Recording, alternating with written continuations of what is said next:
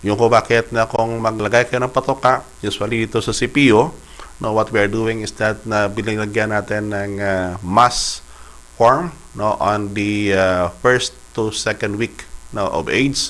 And then, pag patong doon sa third week, no, pwede bang ibasa-basain nyo yung patoka niya, no, before nyo ibigay sa inyong mga manok para ma-minimize ang wastage.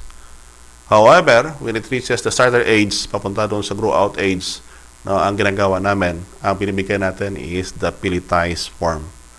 Ang pellet feeds na binibinta po dito sa CPU, ang size niyan is only 2 mm. 2 mm. No, ibig sabihin, maliliit yan. Para bang size ng crumble nyo.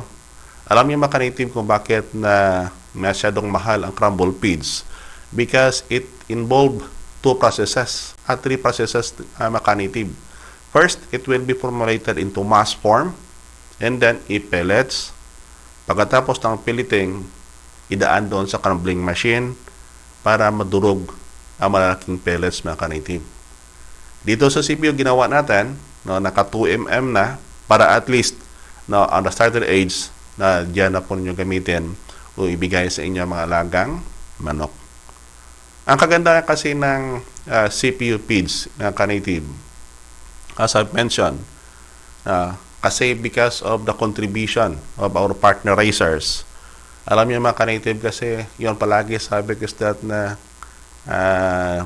mula noong the time that we started this commercial production, doing research with 1,000 chickens, doon ko pa napatanto na kung nagkakanda ka ng research and then you're using 100 chickens as your number of sample chickens or sample bird, now, iba ang kainatnan niya involving bare thousands of chickens.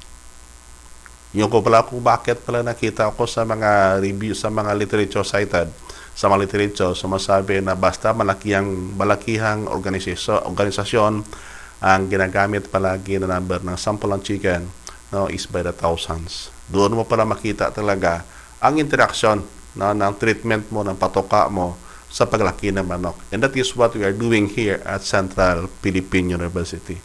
No, buong puso po kami nagpapasalamat po sa aming mga partner racers na sa pag-share sa amin na mga findings nila, yung kung bakit na tuloy-tuloy po ang development at Philippine Native Chicken. Yan ang pinagkaiba ng Philippine Native Chicken na research center compared with other research center because the way and how we develop the technology, hindi lang siya nakapokus na among the technique na nakita ng researcher, but it is the interaction between the racers, the research center, and even up to our consumers.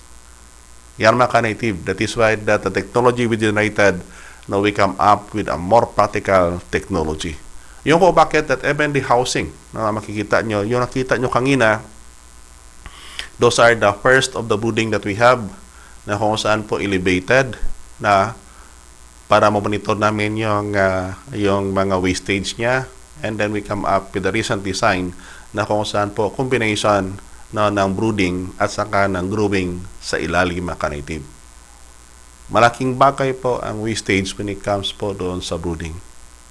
Especially na mga ka-native kung ang matauhan nyo walang pake na kung ano nangyayari sa patoka na binibigay nila sa inyong mga alagang manok.